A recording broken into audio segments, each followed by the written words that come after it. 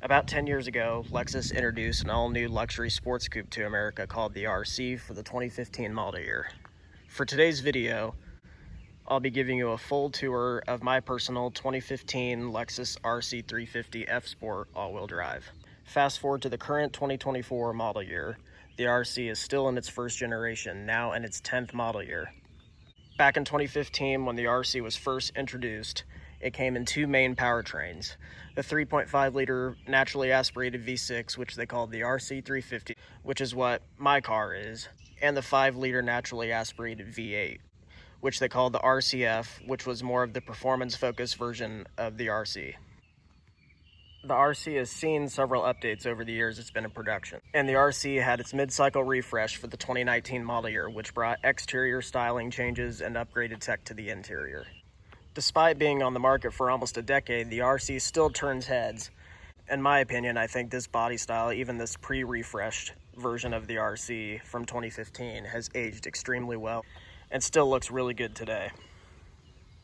Ever since this generation came out, I've been a big fan of the styling, and like I said, I think it's aged extremely well and still looks really good today.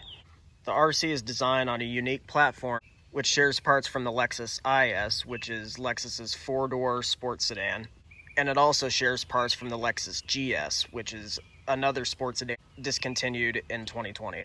Surprisingly, there aren't very many RCs around. From 2015 to 2024, Lexus has only sold around 54,000 units, which makes the RC more of a rare vehicle, which is kind of cool, especially in my area. I believe 2024 might be the last model year of the Lexus RC, but I'm not sure about that. That's just what I've heard. But yeah, like I said, this styling has aged extremely well. My personal one is finished in this beautiful pearl white color.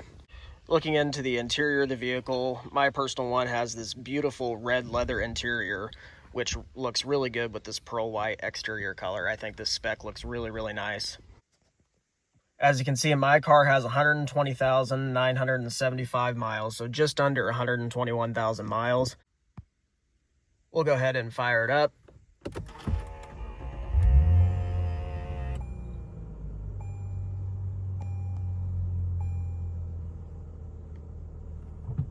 It does say maintenance required because I am currently due for an oil change, so just ignore that. Getting that done here pretty soon.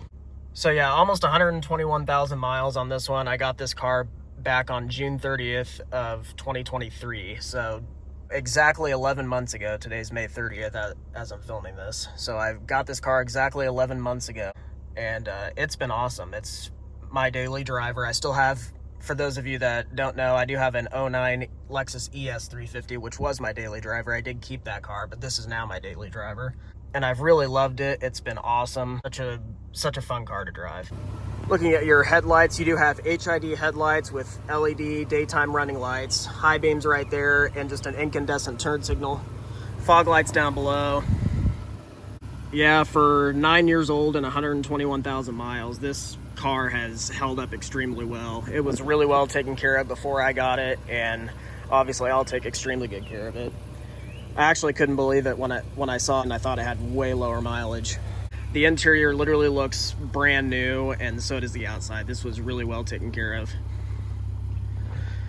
This right here is probably one of my favorite angles of the RC. I think the rear design right here and just everything about this car is just styled so well and has aged extremely well over the years. The taillights look really awesome at night, especially. Looking down here, it does have an upgraded exhaust. It sounds pretty good. The engine's obviously not cold right now. I just drove it. But yeah, it sounds decent. It sounds way better when it's cold, and I do wish it was a little bit louder, but it sounds all right. Sounds better than it would stock. I moved it over so you can see what it looks like here in the sun when the sun beats down on this beautiful white color. White's definitely not my favorite color on a car, but I got a really good deal on this thing, and especially in my area, they're so hard to find that this is an exception, especially with the red interior, and it has grown on me over the time that I've had it. Very easy to keep clean, and like I said, it does just look really, really good. And I also really love the look of the LED daytime running lights right there. That looks awesome, and like I said, just an overall extremely good looking car. Looking under the hood, the RC350 is powered by the 3.5 liter naturally aspirated V6, which produces 306 horsepower and 277 pound-feet of torque. The best 0 to 60 time I've gotten out of it so far is 5.8 seconds, which is not too bad for a car this heavy especially. This thing weighs about 3,900 pounds. And it's a little heavier than the normal RC350 because this one is the all-wheel drive version, which obviously adds weight to it. I do much prefer the all-wheel drive over the rear-wheel drive, especially here in Kansas when winter comes. It's nice to have the all-wheel drive in the wintertime. Lexus says this is supposed to get about 19 miles per gallon in city and like 25 on the highway, but throughout the 11 months I've had it, the best I've gotten on the highway is like 22 or 23 miles per gallon. And in the city, I average about 16 to 17 miles per gallon, which is horrible, but part of that is my fault because I do like the way this sounds. And obviously in-city driving is not the most efficient type of driving. Yeah, when I drive it conservatively, it'll get 17, 18 miles per gallon, but usually it's in the 17s. And this does have like I think this has a 17-gallon fuel tank as well. So the range is not that great. The best range I get is like 300 miles tops, but obviously you don't buy one of these for the fuel efficiency, you buy it for fun. And the 3.5 liter V6 is mated to a 6-speed automatic transmission. Surprisingly, with the all-wheel drive, you get a 6-speed automatic transmission, but with the rear-wheel drive, the rear-wheel drive versions actually have an 8-speed automatic transmission. I'm not really sure why that is. It's kind of weird, but whatever. Looking at the door panel here, you do have some pretty nice material. You got a nice padded stitch leather armrest and aluminum trim right here, and power automatic up and down driver and passenger window, and your locks and powered mirror controls right there. And you got 3-person memory right there for the driver's seat. Surprisingly, there's no memory seat for the passenger seat, which is kind of annoying. On my 2009 ES, there's actually 2-person memory on both the driver and passenger side. But on the RC here, you get 3-person memory just on the driver's side, so that's a little strange. Got a little bit of door storage right there. And obviously your seat controls down there. Over here, you got your blind spot monitoring control. You can turn it on and off by that button right there. And the blind spot monitoring thing is on the mirror right there, obviously. Looking over at the steering wheel, you do have paddle shifters on the back of the steering wheel. They're kind of fun to use sometimes. Right there, you have your turn signal and headlight controls. This is like some of the other Lexus models where when you put the turn signal on, it just goes back into place. It doesn't actually stay down. It does turn off, like if you turn the wheel pretty far and then go back, it'll turn off. But like if you're making a lane change or something and you turn it on, all you really have to do is just kind of halfway push it back up and it turns off. Some people really complain about it, but I got used to it after a while. It's not that bad. The wiper control is actually kind of the same way. Looking at the gauge cluster, like I said, ignore that right there. That's just because I'm due for an oil change. That's the only reason why that's on. But yeah, looking at the gauge cluster, it's pretty much all digital display, except for if you push this button right here. This is actually one of my favorite features of this gauge cluster. If you push this, it'll slide back and forth, kind of like the Lexus LFA does. I think it looks really cool, and it makes the coolest sound when it does it too.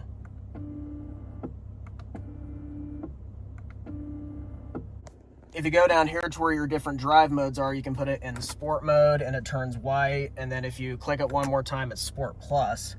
And the whole ring part turns white, which is kind of cool. And to go back to normal mode, you just push that. Then if you turn it that way, you go into eco mode, which I never drive in because why would you want to drive in eco mode? But yeah, so that's kind of cool. Now right here, if you can scroll through all your different options right here for information. Right now it says 16 miles per gallon. It actually usually gets a little bit better than that, but I just filled it up. I've been kind of having fun and driving it a little harder like I do sometimes, so that's why it's so bad right now. But yeah, the gas tank's not completely full. The weirdest thing is sometimes like the range will change after I fill up. It's bizarre. So like this most recent time I filled up, it said 299 miles. Sometimes it'll say like 302, and there's been a few times where I filled up and it'll say like 280 or 275 or something like that. I don't know why it does that, but I don't know how accurate the range actually is, but like if I go on the highway, obviously, or go on a road trip or something, the range is a little bit better and it gets a little bit better fuel economy, obviously. Yeah, like I said, I don't really worry about fuel economy too much because you don't buy a car like this to, you know, be fuel efficient. When you slide this over, you can go to settings here and you got all these different settings right here. Yeah, it's pretty customizable for the most part. Putting the car in reverse, it does display a rear backup camera. It's a decent quality camera, not the greatest, but it doesn't really matter that much. And obviously the lines turn if you turn the wheel. But yeah, this infotainment system isn't that bad. It's a little outdated nowadays, but like I said, this car is 9 years old, so the infotainment's obviously not going to be the best. Like I said, they facelifted the RC back in 2019 and gave the infotainment system a refresh as well. The infotainment system is controlled by the remote trackpad here that everybody always complains about, and to be real honest with you, it's actually not that bad. When I first got this car last year, I was kind of thinking, oh man, the trackpad's probably going to be annoying, but I really wanted the car and I really just didn't care that much because, I mean, I'm not going to be using the infotainment system 24/7. But yeah, I was like, yeah, this is probably going to suck, but whatever. But honestly, I've gotten used to it and it's really actually not that bad at all. I was kind of surprised that people complain about it as much as they do because you get used to it after a while. But I feel like most of the people that complain about it anyway are only people that have these cars for a short period of time just to do reviews on and not actually own them. But yeah, it's really not that bad, and it's pretty easy to use once you get used to it. And I do kind of like how it looks, where it's a little bit further up and just kind of out of the way, and obviously you don't have to touch it so it doesn't get fingerprints all over it like touchscreens do. I would prefer a touchscreen, but I mean, I can live with this. It's not that bad at all. Looking at the dashboard, you do have leather stitch material up here, which is nice, and a nice smooth rubberized material for the dashboard right there. You do have the analog clock right there, which looks pretty cool. I've always kind of loved the way analog clocks look in luxury vehicles. Down here, you have all your climate controls right there and your volume adjuster right there and a CD player. Looking down here, you have heated and cooled seats for both the driver and passenger side, which is nice. It does have a heated steering wheel as well. That's really nice in the wintertime. And you got two cup holders right there, fairly decent size. I do wish there was more cup holders in here. Even though the back seats aren't very good, I do kind of wish there was cup holders back there as well, but that's really not that big of a deal. And to be honest, that really is my only complaint with this car, which it shouldn't be a complaint at all because obviously you don't buy one of these and expect a lot of storage, but the storage in here is pretty bad. You got a decent sized console right there and just two cup holders, and the glove box is an okay size, but other than that, there's just really not a whole lot of places to put things. But like I said, you don't really expect to have really good amount of storage in a car like this. Up here, you do have your interior lighting right there. You just tap it and it turns on, which is kind of cool. Same with these right there. And then your sunroof right there. Like I said, this car was extremely well taken care of. The leather is in absolute perfect condition. It looks brand new in here. The wear and tear for the age, and I mean, it doesn't have high mileage, obviously, but 120,000 miles, 9 years old. You would never know it based off of the interior condition because there's hardly any wear and tear anywhere, and it's just held up extremely well. It looks brand new in here. Like I said, Lexus builds very high quality interiors that hold up well over the years as well. The seats are extremely comfortable. Lexus probably does the best seats out of any automaker. Yeah, these seats are just super comfortable. Every Lexus that I've been in, there's never been one that's had uncomfortable seats. To access the rear seat, you kind of just unbuckle this little strap right there, and the seat belt gets out of your way. Then you just pull that and the seat slides forward. And obviously the back seat is not very big at all. The leg room and foot room is pretty minimal, but for short people like myself, I'll go ahead and get back here.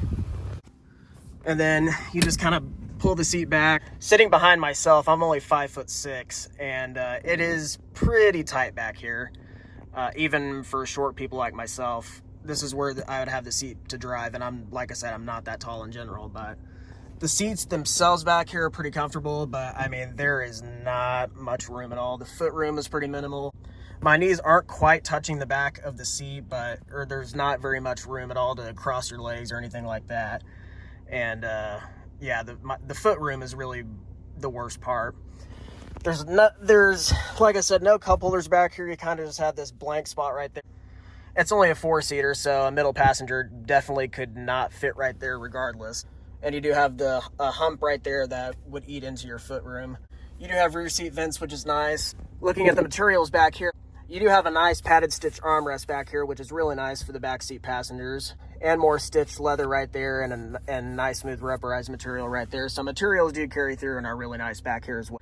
And obviously you got speakers right there too.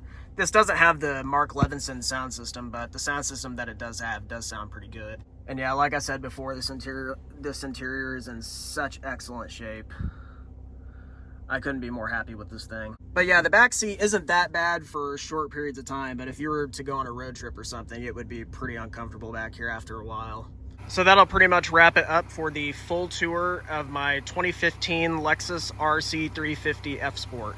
If there's any questions or any other videos you want to see, please drop them down below in the comments. Thank you guys for watching.